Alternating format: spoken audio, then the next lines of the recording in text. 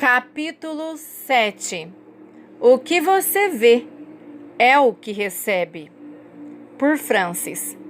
Glória a Deus que os olhos de nosso entendimento estão abertos para novas revelações e que tenhamos um maior entendimento de sua palavra e obras. Um dos ensinos mais importantes que o corpo de Cristo tem recebido é Marcos 11, 23, 24. Porque em verdade vos digo que qualquer que disser a este monte, ergue-te e lança-te no mar, e não duvidar em seu coração, mas crê que se fará aquilo que diz, tudo o que disser lhe será feito. Por isso vos digo que tudo o que pedirdes orando, crede que o recebereis e tê-lo-eis. Creio que neste texto há uma dimensão que nos levará a outra área da cura. Os olhos de nosso entendimento são iluminados e creio que enquanto avançamos nestes tempos finais, antes que Cristo venha outra vez, as pessoas vão olhar para dentro do mundo espiritual como elas nunca olharam antes. Eu creio que Deus vai abrir os nossos olhos espirituais. Nós veremos mais atividades angelicais. Muitos daqueles que nem sequer sonharam que um anjo pudesse vir nesse século XX vão se surpreender ao verem que os anjos os acompanham por onde quer que vão. Veremos o poder de Deus aumentando grandemente com relação à cura. Eu creio que o poder sobrenatural de Deus está operando através de grande número de pessoas comuns. Por muitos anos, temos tido somente algumas estrelas, as quais têm saído e posto as mãos sobre os enfermos. Não há esse tipo de estrelas no reino dos céus. Por isso eu creio que Deus está levantando exércitos de pessoas comuns em todo o mundo, os quais sairão impondo as mãos sobre os enfermos e curando-os. Quanto mais nós aprendemos sobre os diferentes métodos de cura, melhor equipados estaremos. Desejo lembrá-lo uma vez mais que se um método não funciona, prove outro, até que consiga a vitória nesta área. Quero compartilhar algo com você que ainda não tenho comentado totalmente. Creio que você pode ver algumas das coisas que têm sucedido como resultado desta revelação que abre um mundo totalmente novo para a cura. Creio que você encontrará isto como centro de atração em sua própria vida. Vejamos 2 Reis capítulo 2. Sucedeu, pois, que havendo o Senhor de elevar a Elias num redemoinho aos céus, Elias partiu com Eliseu de Gilgal. E disse Elias a Eliseu: fica-te aqui, porque o Senhor me enviou a Betel. Porém Eliseu disse: vive, ó Senhor, e vive a tua alma, que não te deixarei. Quero que você lembre esta frase, porque é muito importante. E desceram a Betel. Então os filhos dos profetas que estavam em Betel saíram a Eliseu e lhe disseram: sabes que o Senhor hoje tomará o teu senhor por cima da tua cabeça? E ele disse: também eu bem o sei, calai-vos. Observe o que disse Elias e veja a resposta de Eliseu e preste atenção na repetição. E Elias voltou a dizer: Eliseu, fica-te aqui, porque o Senhor me enviou a Jericó. Porém ele lhe disse: vive o Senhor e vive a tua alma, que não te deixarei. Vieram, pois, a Jericó. Notou a repetição? E se acercaram os filhos dos profetas que estavam em Jericó a Eliseu e lhe disseram: sabes que o Senhor hoje tomará o teu senhor por cima da tua cabeça? E ele respondeu: sim, também o sei, calai-vos. E Elias disse: fica-te aqui, porque o Senhor me enviou ao Jordão. Mas ele disse: vive o Senhor e vive a tua alma, que não te deixarei. E assim, ambos foram juntos. Quero me deter um pouco aqui, porque este ponto é muito vital e importante para a sua experiência cristã. Elias continuava dizendo a Eliseu: fica-te aqui. Note que repetia: fica-te aqui. E eu vou a tal e a tal lugar, e tu espera aqui, companheiro. Eliseu sabia que Elias tinha alguma coisa que ele necessitava, e por nada ele iria deixar de receber a bênção de Deus. Então se manteve dizendo: de maneira nenhuma te deixarei ir, meu irmão. Enquanto estiveres vivo, não te deixarei. Assim como o Senhor vive e como vive a tua alma, não te deixarei, eu vou contigo. E Eliseu foi junto com ele. Eliseu foi um dos homens mais persistentes na Bíblia. E eu espero que você imite-o e o siga na mesma maneira de conseguir as bênçãos.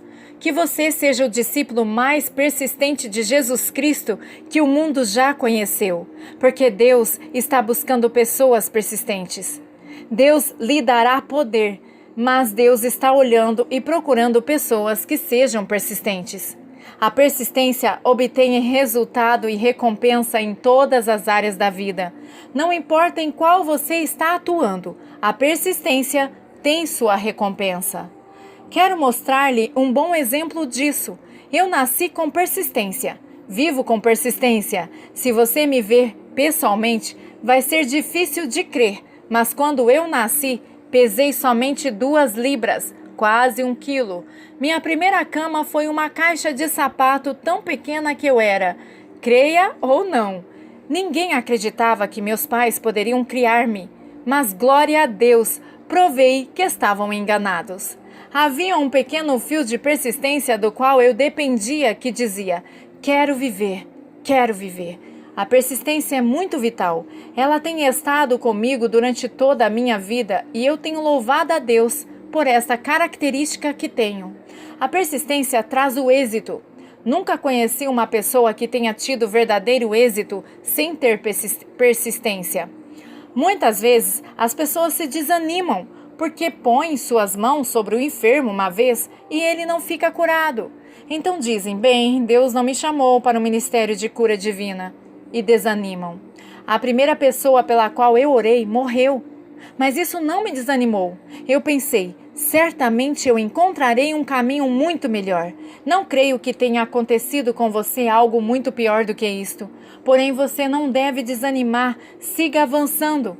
E tenho que admitir que foi um golpe para mim quando morreu o primeiro.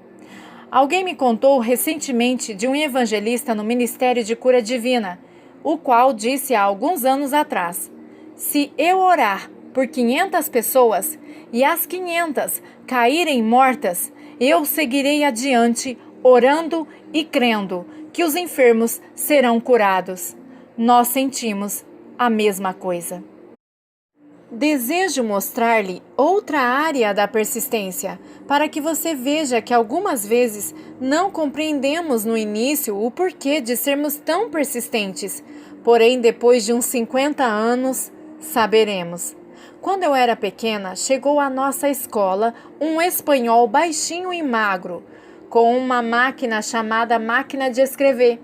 Hoje todos nós estamos familiarizados com ela, mas na época era uma coisa que somente algumas pessoas tinham visto. Este jovem se sentou com a máquina e começou a escrever palavras em um pedaço de papel bem claras e perfeitas. Escreveu 125 palavras em 1 minuto. Eu fiquei totalmente fascinada. Minha letra para escrever era péssima. Pensei que uma máquina de escrever seria perfeita para mim. Então propus em meu coração que eu seria muito boa para escrever a máquina. Me matriculei em uma classe de datilografia na escola. Depois de uma semana de classe, notei que era muito mais difícil do que parecia quando o jovem fazia. Mas tomara a decisão que ia aprender a datilografar, mesmo que não escrevesse tantas palavras por minuto na primeira semana. Fui até a professora e lhe perguntei: posso ficar na escola por um pouco de tempo depois da aula com você e praticar na máquina de escrever até o momento que você vai para a sua casa? Então note o que eu disse, usando e aplicando um princípio cristão do qual eu não sabia nada.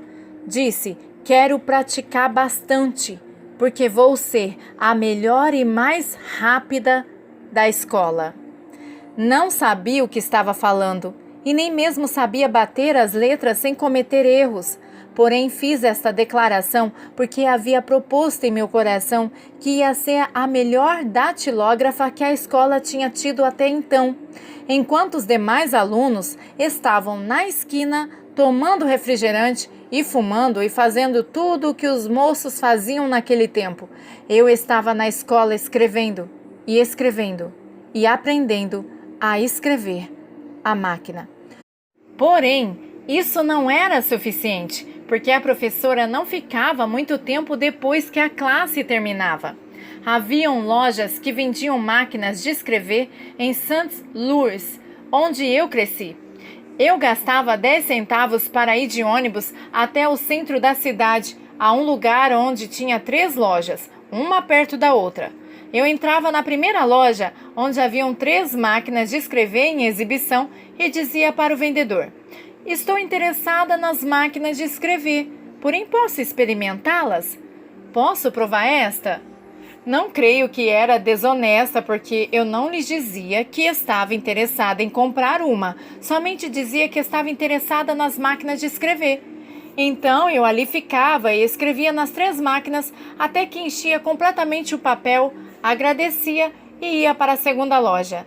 Ali fazia a mesma coisa e então ia para a terceira. No outro dia eu regressava e fazia a mesma coisa. O que eu estou tentando lhe transmitir, inculcar você, é o desejo de desenvolver sua persistência. Eu usava todo o tempo que eu podia na escola, usava todo o tempo que a professora permanecia depois da aula e logo depois ia até as lojas e gastava todo o papel que eles tinham disponível. Finalmente chegou o grande dia, quando tive o meu primeiro exame de rapidez e velocidade para escrever. Se eu me recordo bem, eu escrevi 31 palavras em 1 minuto com 97 erros. Você nunca viu tantos erros em sua vida.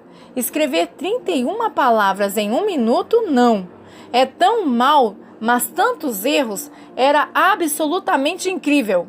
Mas eu havia colocado em meu coração que eu ia ser a melhor datilógrafa da escola. Assim que comecei a velha rotina outra vez. Primeiro ficava depois da aula, depois ia para as lojas treinar. Finalmente veio o dia quando eu passei no teste, com 40 palavras por minuto, logo 50 palavras, depois 60 palavras, depois 70, 80, 90 e até mesmo 100 palavras por minuto. Mas isso não era o suficiente. Eu havia determinado que ia escrever 125 palavras por minuto, assim como aquele espanhol baixinho e magro. Eu não ia me conformar com menos que isso.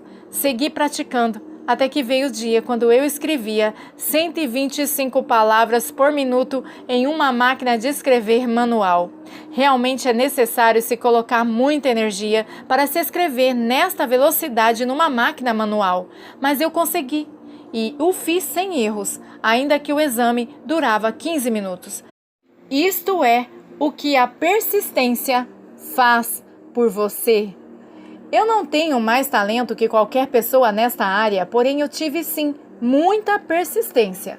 Se você continua dizendo, vou ser o evangelista mais dinâmico do mundo, ou vou ter o ministério de cura mais grandioso e maravilhoso, sabe o que você vai conseguir? Você vai ter exatamente o que está dizendo, provendo a vida que Deus disse. Se você continua sendo persistente e segue fazendo isso, mesmo em momentos que desejaria estar fazendo outra coisa, terá êxito. Seja persistente em tudo o que você faz. Neste tempo, não entendia o verdadeiro propósito de estar aprendendo a escrever à máquina, porque a maioria das moças desejavam se casar e ter sua família e jamais pensavam que ia usar o que estavam aprendendo. Jamais eu podia imaginar que meu esposo ia morrer em uma idade tão prematura e que eu entraria no mundo dos negócios para criar meus 2 filhos. Eu louvo a Deus por esta habilidade que consegui, porque isso me ajudou e me permitiu criá-los. Eu era dona e trabalhava em serviço da secretaria de uma pequena empresa que se tornou muito grande, mas não creio que essa era a única razão pela qual Deus queria que eu aprendesse a escrever à máquina. Sabe o que eu penso que Deus estava fazendo? Deus sabia que tinha me chamado para ser uma escritora. Ele sabia que eu não teria tempo para escrever à mão. Então, 50 anos antes de que eu usasse o talento de ser uma datilógrafa rápida e eficiente, me preparou para que eu escrevesse à máquina meus próprios escritos. Eu faço todo o trabalho à máquina e depois de editar o livro, eu bato tudo novamente, porque eu sei como quero os parágrafos e espaços. Eu sei exatamente como eu quero cada coisa em um livro. E isso eu jamais poderia fazer se não tivesse sido persistente em aprender datilografia. Agora voltemos a Elias e Eliseu. Continuamos com 2 Reis no capítulo 2, versos 7 e 8. E foram 50 homens dos filhos dos profetas, e de longe pararam de fronte, e eles ambos pararam junto ao Jordão. Então Elias tomou a sua capa e a dobrou, e feriu as águas, as quais se dividiram para 2 bandas, e passaram ambos em seco. Lembre-se que Eliseu ficou muito impressionado com isso. O versículo 9 diz: Sucedeu, pois, que, havendo eles passado, Elias disse a Eliseu: Pede-me o que queres que eu te faça, antes que eu seja tomado de ti. E disse Eliseu: Peço-te que haja porção dobrada do teu espírito sobre mim. Ele não estava satisfeito em receber umas migalhas de poder de Elias, e nem tampouco em ter o mesmo poder de Elias. Ele era um avarento espiritual, queria a quantidade dobrada. Era um glutão espiritual. E isso é o que cada um de nós deve ser, um verdadeiro glutão espiritual. Eu admiro Eliseu, porque ele desejava tudo o que Deus tinha para ele. Agora vejamos o que disse Elias. Coisa dura pediste. Se me vires quando for tomado de ti, assim se fará. Porém, se não, não se fará. Eu quero que a partir de agora você grife o verbo ver, porque isso vai desempenhar um papel muito importante em sua vida. E aconteceu que, indo eles andando e falando, eis que um carro de fogo com cavalos de fogo os separou um do outro, e Elias subiu ao céu num redemoinho. E viu Eliseu, e clamou: meu pai, carros de Israel e seus cavaleiros! E nunca mais o viu. E travando dos seus vestidos, os rasgou em 2 partes. Eliseu poderia ter sido distraído por muitas coisas. Poderia ter observado as árvores e dito: olha que bonitas árvores, as folhas estão mudando de cor. Ele ainda era um moço e poderia ter dirigido seus olhos às jovens e deixar que passe as bênçãos de Deus. Mas, porque foi um homem persistente e manteve seus olhos no alvo, viu a Elias quando foi elevado em um redemoinho e obteve o que queria. Ele era um verdadeiro homem de ação. Aqui encontramos a fé em ação. E tomou a capa de Elias que lhe caíra e feriu as águas e disse: onde está o Senhor Deus de Elias? Então feriu as águas e se dividiram elas para uma e outra banda. E Eliseu passou. Eliseu poderia ter pegado o manto e dizer: isto é tão santo e tão puro que eu não posso vestir. Porém, ele sabia que Deus não faz acepção de pessoas, assim que o levantou e fez o mesmo que fez Elias. Ele pensou: olha o que vou fazer, vou ferir as águas e observe como elas se separam. E então, zás, e as águas se abriram. Eliseu viu quando Elias se separou dele e imediatamente pôs em prática o que vira Elias fazer. Um dia, eu estava ensinando sobre a persistência no rádio e enquanto ensinava, pude descobrir uma nova dimensão que se abria na palavra ver. Eu comecei a pensar: Senhor, temos falhado em fazer as coisas porque não estamos olhando com olhos espirituais da maneira como deveríamos ver. Alguns anos atrás, um evangelista disse: um homem veio a mim na reunião passada, me deu um pedaço de papel e me disse: o Senhor me falou para que lhe desse isso. Pensei que era um bilhete ou pedido de oração e coloquei no bolso do paletó. Ele esqueceu tudo aquilo até o momento que chegou em sua casa e então o tirou do bolso. Era um cheque de $100.000. Eu sempre fico emocionada e contente quando um outro ministério recebe uma grande oferta, porque nos sentimos felizes por todos os ministros evangélicos. Nós estamos com todos os ministérios cristãos que pregam o verdadeiro evangelho do Senhor Jesus Cristo. Nenhum de nós temos ciúmes em nossas vidas. Fico maravilhada porque penso que, se Deus o faz por um, o fará por outros também. Porque Ele não faz acepção de pessoas. Charles e eu nos dirigíamos a uma reunião certa noite e eu lhe perguntei: por que nunca ninguém veio até mim e me disse: Francis, o Senhor me disse que te desse um cheque de $100.000? Realmente, eu estava falando com Deus e Ele me disse: porque você nunca os vê. Foi uma surpresa tremenda para mim e então comecei a exercitar o que o Senhor me disse. Descobri que há duas classes de visão. Há a visão espiritual, aquela que Deus dá em uma circunstância especial, particular e em um tempo específico. E há a visão natural, onde você se levanta pela palavra de Deus e começa a ver uma promessa em seu espírito e isto se tornará realidade. Creio que estamos vivendo dias como aqueles relatados em Atos 2,17. E nos últimos dias acontecerá, diz Deus, do meu espírito derramarei sobre toda a carne, e os vossos filhos e as vossas filhas profetizarão, e os vossos mancebos terão visão, e os vossos velhos sonharão sonhos. Nós necessitamos ser mais sensíveis ao Espírito Santo como nunca antes e saber que função essas visões e sonhos significarão em nossas vidas. No livro A Quarta Dimensão, o pastor Paulo Ongstru diz: permitamos que o Espírito Santo venha e vivifique as escrituras que lemos e que dê sonhos aos velhos. E em outro capítulo ele diz: o Espírito Santo tem vindo para cooperar conosco e ajudar os jovens a terem visões, porque a palavra de Deus diz: onde não há visão, o povo perece. Se você não tem visão, então não está sendo criativo. E se deixa de ser criativo, então vai perecer. As visões e os sonhos são a linguagem da quarta dimensão, e o Espírito Santo se comunica por meio deles. Somente através de uma visão e um sonho, você pode visualizar e sonhar com igrejas grandes. Você pode visualizar um novo campo missionário e pode visualizar o crescimento de sua igreja. A visão tem que ser dada pelo Espírito Santo ou não se tornará em realidade. Você não pode usar sua imaginação para criar coisas altas que não estão de acordo com a palavra de Deus. Comece a visualizar de acordo com sua palavra e verá o que vai acontecer.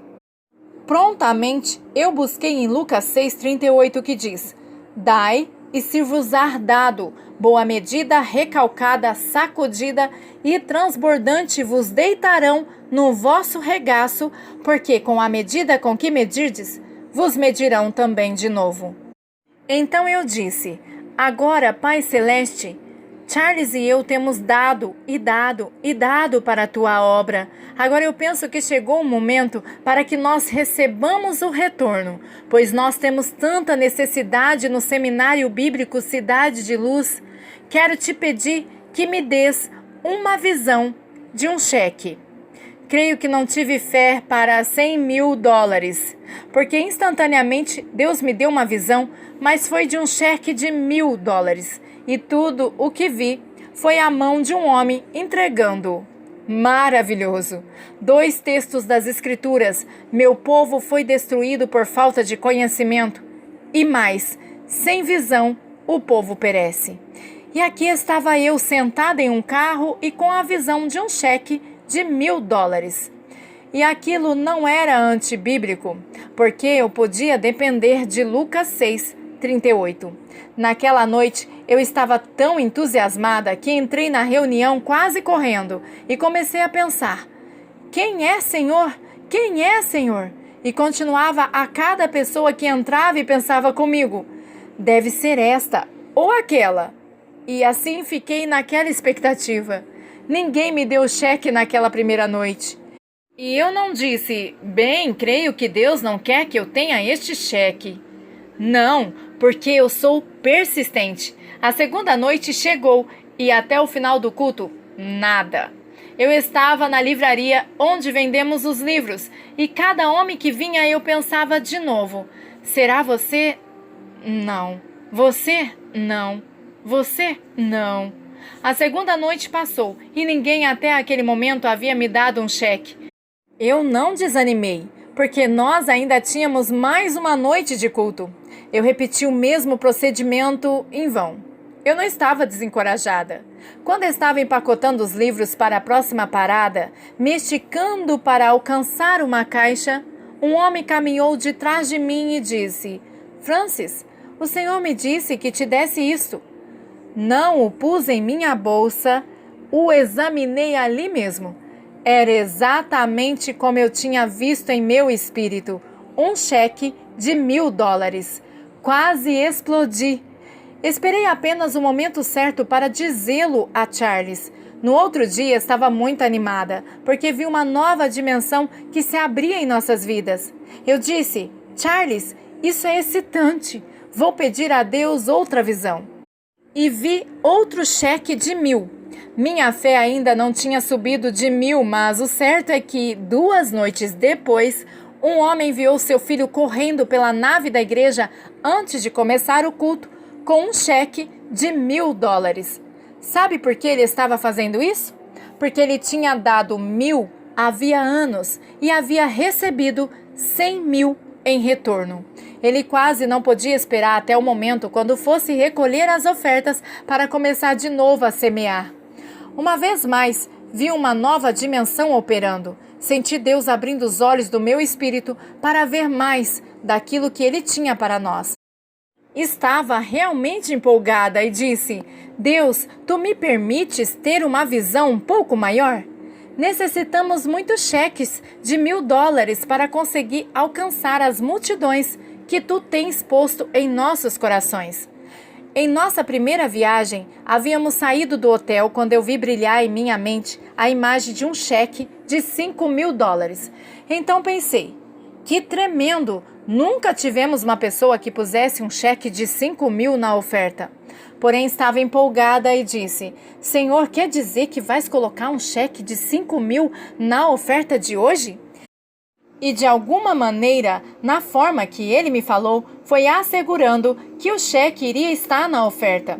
Que sentimento glorioso nós tínhamos para este fato inédito em nosso ministério. Charles estava pregando esta noite e depois que foi recolhida a oferta, procurei um lugar para sentar-me, até que chegasse o momento de orar pelo povo. O ar-condicionado não estava funcionando e fazia muito calor. As luzes das câmeras de filmagens para a televisão estavam verdadeiramente quentes. Então vi uma porta aberta e pensei: vou sair por um momento, porque está fazendo muito calor aqui. E quando Charles precisar de mim, regressarei. Saí da plataforma e entrei naquela porta. Descobri que estava no quarto onde os diáconos contavam a oferta. Eles me perguntaram: quer nos ajudar a contar a oferta? Meu coração batia fortemente e a primeira coisa que fiz foi tratar de separar todos os cheques. Então olhei com cuidado cada um, mas não tinha nenhum de $5.000. Os diáconos estavam contando o dinheiro quando, repentinamente, eu vi mais um pedaço de papel debaixo das notas e então o alcancei. Você nunca viu ninguém com uma ação tão rápida em sua vida. O abri e ali estava. Era um cheque de $5.000 para o nosso ministério. Era a primeira vez em todo o nosso ministério que alguém colocava um cheque deste valor na oferta, exatamente como eu havia visto. Aleluia! Hoje eu vejo em meu espírito um cheque de $1 milhão para a obra do ministério. O tenho confessado por quase 3 anos e o tenho visto em meu espírito e sei que acontecerá. E como resultado do que tenho visto, eu começo a pensar, se isto funciona no tocante a dinheiro, por que não vai funcionar em outras áreas da vida? Comecei a pensar que isto deveria funcionar também na área da cura divina. Então preguei sobre isto, acerca de ver, e disse, Deus preparou uma quantidade de presentes para nós faz 2000 anos atrás. Mas o problema é que a maioria de nós só aceitamos uma parte deste presente quando nascemos de novo. Temos que entender que há mais de um benefício neste presente. Quando todas as igrejas começarem a pregar o significado total da salvação, vocês verão as pessoas entrarem nos cultos sem serem salvas, doentes e endemoniadas e cheios de problemas, saírem salvos, curados, libertados e batizados com o Espírito Santo, tudo ao mesmo tempo. Muitos creem que a salvação só inclui uma coisa, vida eterna. Porém, biblicamente, vemos que inclui muitas coisas das quais vida eterna é uma delas. A palavra grega, soteria, que traduzimos como salvação, inclui também o significado de libertação, saúde, resgate, segurança. Continuei pregando e disse, quantos de vocês creem que Jesus levou todas as nossas enfermidades no Calvário? Pois cada uma das 39 chicotadas e chagas que ele levou nas suas costas era uma enfermidade diferente.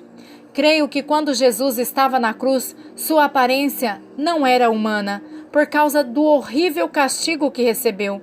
Creio que seu corpo estava tão desfigurado e ele sentia tanta dor que eu não o teria reconhecido como ser humano. Você pode imaginar todas as doenças de paralisia mental, mongolismo, todas as doenças desde o primeiro ser humano até o último, e tudo isso sobre Jesus, sobre seu corpo? Veja-o com todo o câncer, desde o primeiro homem até o último. Todo o caso de diabetes, desde o primeiro até o último ser humano, estava sobre Jesus. Nomeie qualquer enfermidade e ela estava sobre o corpo de Jesus, desde o primeiro até o último homem. Não creio que Jesus estava na cruz como a maioria dos artistas o pintam. Eu creio que esses que eles pintam nem se parecem com Jesus que caminhou até o Gólgota.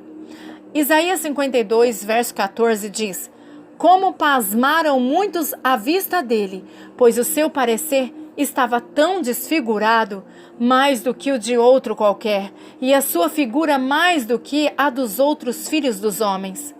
Agora, por que pasmaram e se horrorizaram quando o viram? Porque seu corpo tinha um aspecto terrível. Você pode imaginar toda a enfermidade cerebral do mundo sobre ele?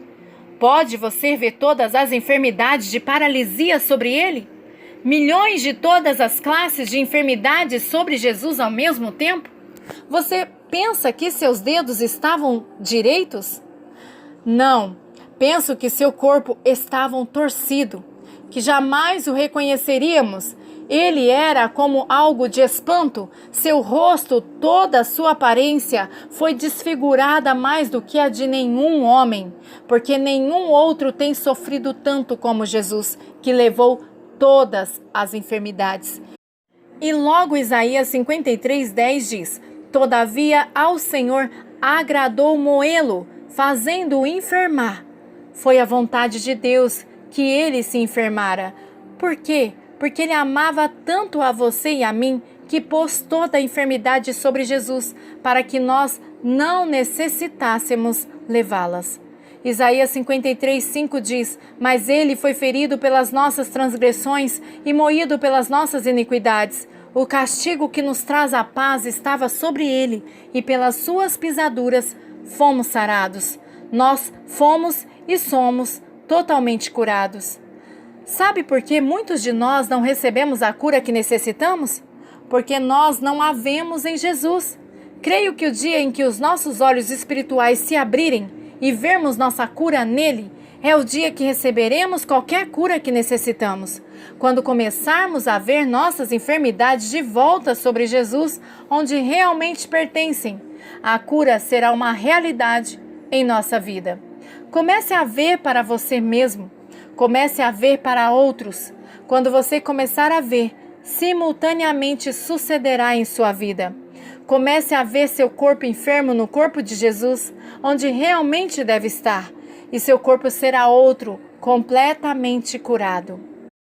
Mas seja persistente. Se não recebe a cura na primeira vez que você pensa que vê sua enfermidade sobre Jesus, siga tentando. Siga vendo sua enfermidade sobre ele, onde ela realmente pertence. Tem uma pequena nota em minha Bíblia que diz: Ele a tomou. Deste modo, não tem sentido que ambos a tenhamos. A primeira noite que preguei esta mensagem, esperando que as pessoas pudessem ver suas enfermidades sobre Jesus, disse com cuidado ao final: se há alguém na assistência que pode ver sua enfermidade sobre Jesus, quero que venha à frente. Foi um momento de muita tensão para mim, porque sabia que estava me aventurando em uma nova esfera da cura divina. Um homem veio à frente e eu lhe perguntei: qual é o seu problema? Ele diz: faz 14 anos que sofri um acidente de trabalho. Meu omoplata está paralisado e não posso levantar meu braço. Mas enquanto você falava esta noite, eu comecei a ver isto em Jesus. Logo vi com um omoplata paralisado. Então eu me vi como se estivesse atirando uma bola de beisebol e eu não tenho podido fazer isso durante 14 anos. Enquanto ele me dizia isto, pôs sua fé em ação e começou a mover o braço e agitá-lo, na mesma forma que havia visto na visão. Glória a Deus, estava funcionando com relação à cura também. E outra mulher se exercitou ao vê-lo, porque possuía um problema semelhante e foi totalmente curada naquela noite.